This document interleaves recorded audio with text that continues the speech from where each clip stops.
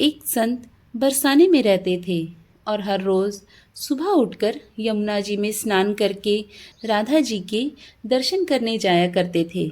यह नियम हर रोज़ का था। जब तक राधा रानी के दर्शन नहीं कर लेते थे, तब तक जल भी ग्रहण नहीं करते थे। दर्शन करते करते तकरीबन उनकी उम्र 80 बरस की हो गई। आज सुबह उठकर रोज़ की तरह उठे और यमुना जी में स्नान किया और राधा रानी के दर्शन को चले गए। मंदिर के पट खुले और राधा रानी के दर्शन करने लगे। दर्शन करते करते संत के मन में भाव आया कि मुझे राधा रानी के दर्शन करते करते आज 80 वर्ष हो गए, लेकिन मैंने आज तक राधा रानी को कोई वस्त्र नहीं चढ़ाया। लोग राधा रानी के लिए कोई नारियल लाता है, कोई चुनरिया लाता है, कोई चूड़ी लाता है तो कोई बिंदी लाता है, कोई साड़ी लाता है तो कोई लहंगा चुनरिया लाता है, लेकिन मैंने तो आज तक कुछ नहीं चढ़ाया। यह विचार संत जी के मन में आया कि जब सभी मेरी राधा रानी के लिए कुछ न कुछ लाते हैं तो मैं भी अपनी राधा रानी के लिए कुछ न कुछ लेकर जरूर जाऊंगा, लेकिन क्या लाऊं जिससे मेरी राधा रानी खुश हो जाए। तो संत जी यह सोचकर अपनी कुटिया में आ गए। सारी रात सोचते सोचते सुबह हो गई।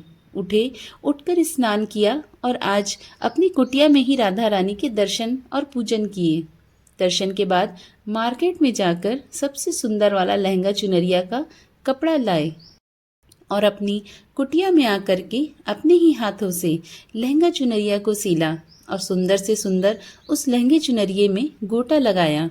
जब पूरी तरह से लहंगा चुनरिया को तैयार कर लिया तो मन में सोचा कि इस लहंगा चुनरिया को अपनी राधा रानी को पहनाऊंगा तो बहुत ही सुंदर मेरी राधा रानी लगेगी। यह सोच करके आज संत जी उस लहंगा चुनरिया को लेकर राधा रानी के मंदिर चले।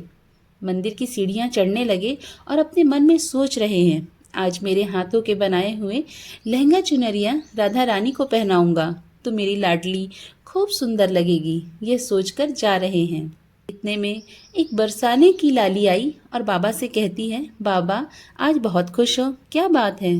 बाबा बताओ ना। तो बाबा ने कहा कि लाली आज मैं बहुत खुश हूँ। आज मैं अपने हाथों से राधा रानी के लिए लहंगा चुनरिया बनाया है। इस लहंगा चुनरिया को राधा रानी जी को पहनाऊंगा और मेरी राधा रानी बहुत सुंदर दिखेगी। उस लाली ने कहा, बाबा मुझे भी दिखाओ ना, आपने लहंगा चुनरिया कैसी बनाई है? वो लहंगा चुनरिया को देखकर लड़की बोली, अरे बाबा राधा रानी के पास तो बहुत सारे पोशाक हैं, तो ये मुझे दे दो ना।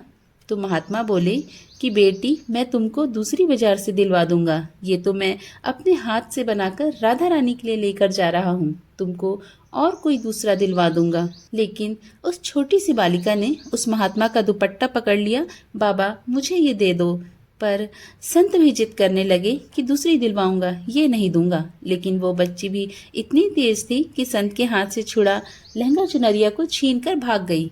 अब तो बाबा को बहुत ही दुख होने लगा। मैंने आज तक राधा रानी को कुछ नहीं चढ़ाया, लेकिन जब लेकर आया तो लाली लेकर भाग गई। मेरा तो जीवन ही खराब है, अब क्या करूंगा? यह सोचकर संत उसी सीढ़ियों में बैठकर रोने लगे। इतने में कुछ संत आए और पूछा, क्या बात है बाबा, आप रो क्यों रहे हैं? तो बाबा ने उन संतों को पूरी बात बताई। संतों ने बाबा को समझाया और कहा कि आप दुखी मत हो, कल दूसरी लहंगा चुनरिया बना के राधा रानी को पहना देना। चलो राधा रानी के दर्शन कर लेते हैं। इस प्रकार संतों ने बाबा को समझाया और राधा रानी के दर्शन को चले गए। रोना तो बंद हुआ, लेकिन मन खराब था क्योंकि कामना पूरी नहीं हुई ना। तो अनमने मन से राधा रानी का दर्शन करने संत जा रहे थे और मन में यही सोच रहे हैं कि मुझे लगता है कि किशोरी जी की इच्छा नहीं थी, शायद राधा रानी मेरे हाथ से बनी पोशाक पहनना ही नहीं चाहती। ऐसा सोचकर बड़े दुखी होकर जा रहे हैं। मंदिर आकर राधा रानी के पट खुलने का इंतजार करने लगे। थोड़ी ही देर बाद मंदिर के पट खुले तो संतों ने कहा, बाबा देखो तो आज हमारी राधा रानी बहुत ही सुंदर लग रही है।